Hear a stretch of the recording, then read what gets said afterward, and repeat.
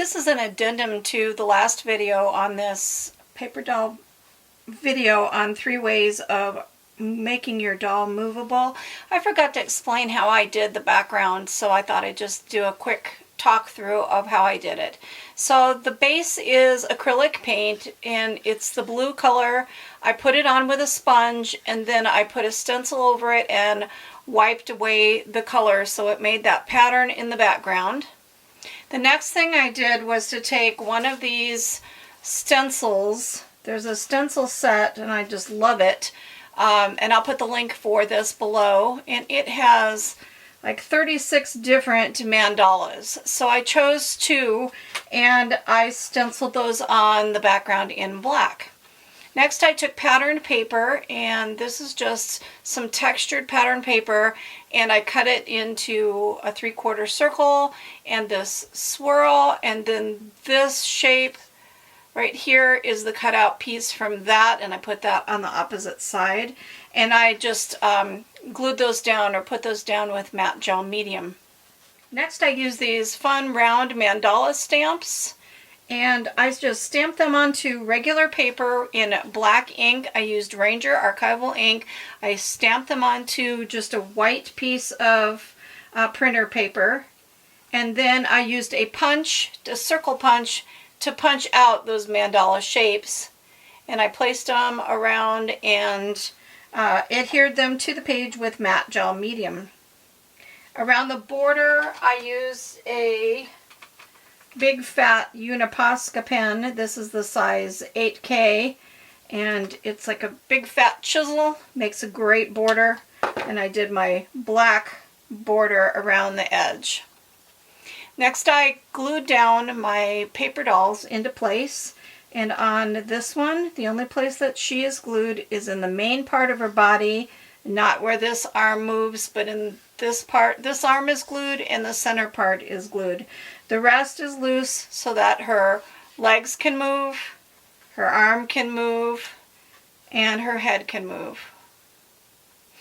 And then I took her scarf and I spread out that scarf. That's made of sari silk, and I spread it out and glued it down with art glitter glue to make it look like it's kind of flying in the wind. I added a little tiny flower. This has a little sequin center, and that flower was a Jolie flower. On her glasses, I used, let's see if you can see that. See how they're shiny, the little goggles that are on the top of her hat? I put glossy accents on those goggles on her hat. I used Posca pen to doodle on her skirt to bring out the shape of it, and then to color her shoes I used Posca pens.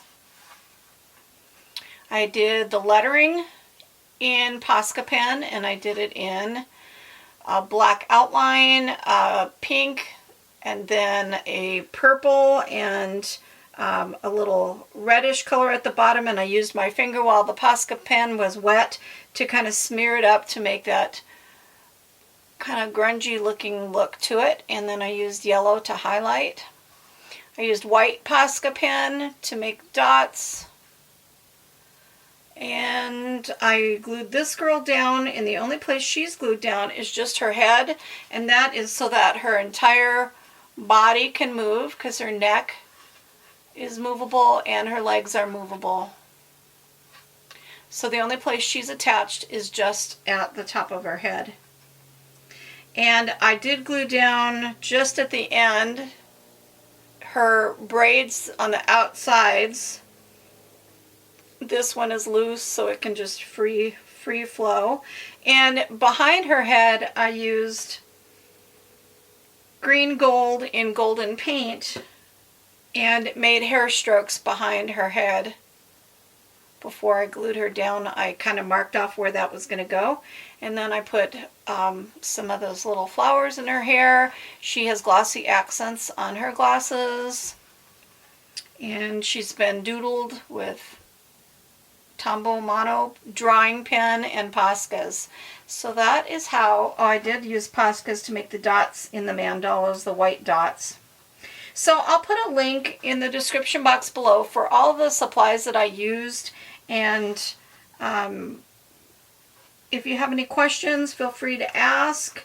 And this is from a previous video, so this is on the 3 different ways to make your paper art doll movable. So this is just the background information on how I created the layout and the background. I did some doodling, so there are little tiny, like a circle pattern that I doodled.